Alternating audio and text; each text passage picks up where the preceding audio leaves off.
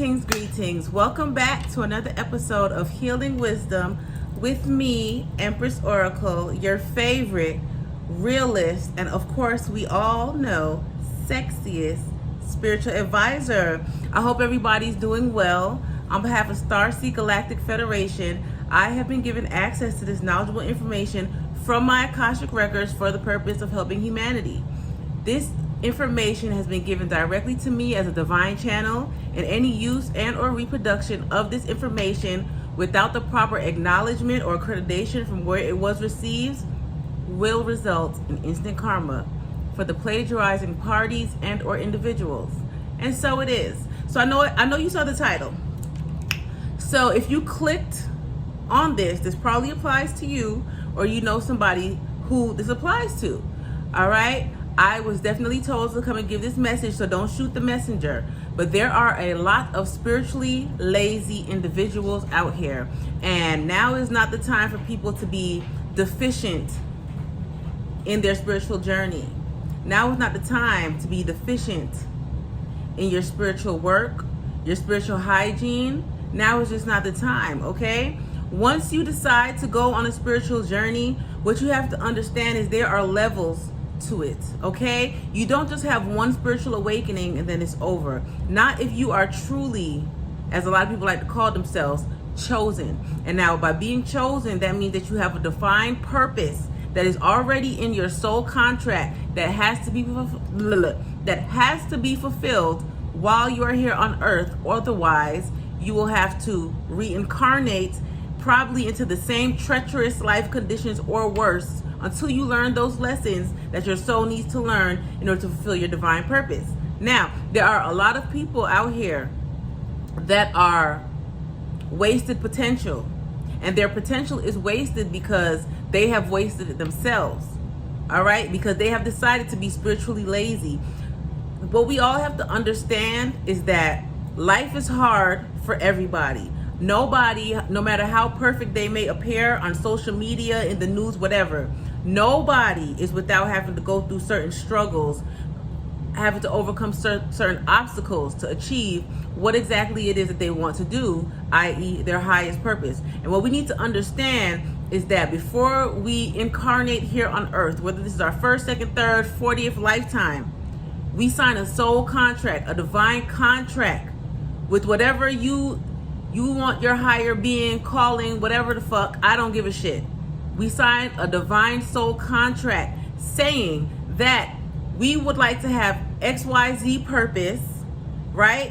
Which means in order to have XYZ purpose, you have to learn XYZ lessons, i.e. you have to get the training so that you can reach your fullest potential. Now, unfortunately, a lot of times we are unaware that in order to have the greatest good, in order to have the best, you have to be the best. And in order to be the best, you have to go through rigorous training. And unfortunately, a lot of our soul's lessons and life's work involves rigorous training, which means we may be put into circumstances that are less than ideal in order to teach us, in order to teach us love, in order to teach us forgiveness, in order to teach us how to release, in order to teach us how to learn our lessons, so that we can be our best selves and we can pay it forward. A lot of people are deficient in that because instead of choosing to be better, they are choosing to be bitter. Instead of choosing to learn the life's lessons, they are choosing to turn away from their divine callings, their true purposes, and they're settling. A lot of people are choosing to settle instead of putting in the work that it takes. Spiritual hygiene is very important. What that means, a large portion of spiritual hygiene entails shadow work. Now, shadow work is spending time alone and facing your demons, looking yourself in the mirror and facing those demons, all right? Those negative voices that tell you, no, you can't, you ain't shit, X, Y, and Z. Is finding the source of your trauma that is inside of you, okay? Inspecting it from all aspects, as the victim, as the abuser, if that's the case.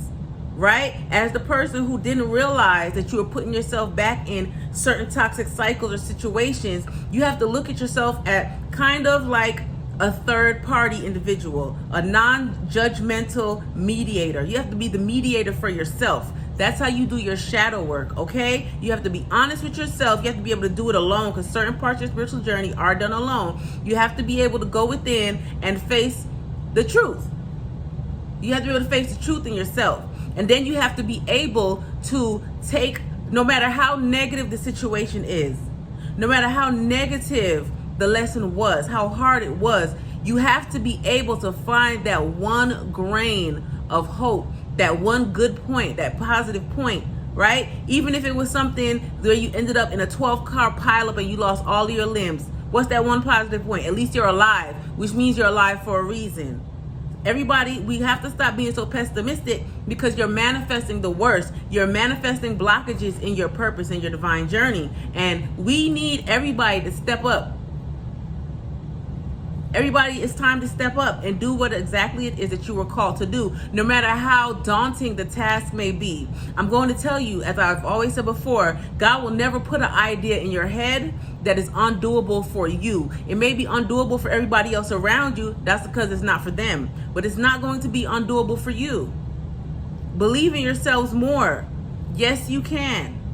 Do the work. A lot of people don't want to do the healing work. They don't want to do the healing work. And I'm telling you, if you do not heal, you're going to repeat the same patterns, the same cycles. You're going to build your own blockages. You're going to manifest the worst instead of the best for yourself, because instead of healing from your traumas, instead of doing your spiritual hygiene and cleansing yourself as needed, you want to suppress it, whether it's with drugs, alcohol, diverting your attention to things of the world, which are put in place in order to distract you from your purpose, whether it's bitches, whether it's cars, money, clothes, hoes, dogs, whatever it is. You're losing focus. And before you blink, your time is up. It's time for all of the spiritually lazy individuals, and you know who you are. It is time for you to face, face the forest for the trees, or whatever the hell the saying is. Y'all know what I'm trying to say. It's time for you to be real with yourself and do your spiritual hygiene, because we are starting to see the effects of poor spiritual hygiene, not just in ourselves, but in other people as well. And that is the first step in the path to destruction. If you can't be honest with yourself, how can you be honest with anybody else? If you know your hygiene ain't right, first of all, girls know, if you got a coochie, you know if your coochie stink before anybody else do. So you know if your spiritual hygiene is not up to par before anybody else does. A lot of people have a hard time even looking themselves in the mirror, because the truth lies there. But what I'm going to tell you, those of you who have poor spiritual hygiene practices, the people who have stepped into their purpose and their power and their callings and have discernment, they realize it. And that is part of the reason why a lot of people with poor spiritual hygiene also get taken advantage of. Because other people, just the same way other people can tell when you're insecure, they can tell when you're mentally unstable, they can tell when you have poor spiritual hygiene. It affects your aura. You don't shine, you don't glow, because your shine comes from within. It's not how much jewelry you can put on. It's not the brightest color in your closet you can put on. You have to shine from within. You can't properly shine with poor spiritual hygiene. So that message is for those who need it. Cleanse yourself, pray, and forgive yourself. The first step is admitting that you have a problem. Okay? That's the first step. Be real with yourself. No matter what you've done, as long as you're alive, as long as you have breath in your body, you can always start over. Always. It might not be in the ideal conditions. It might not be where you want to be, but you're there for a reason. That means you missed a step and you needed to go back. So don't beat yourself up. All right? And a part of spiritual hygiene is crystals, baths, spiritual baths, things that cleanse your aura and help you to be open and receptive to learning the lessons and to healing. And you can find a lot of these items on my Etsy shop at Empress Oracle Shop. Don't be scared, guys. I'm on Etsy. I'm also on Instagram, Empress Oracle Shop. And I do custom orders. If you feel as though you need something that speaks to your spirit, I got you, boo. I got you, boo. Check me out. Have a wonderful, blessed day. And get your hygiene up, okay? I love you all. Be safe.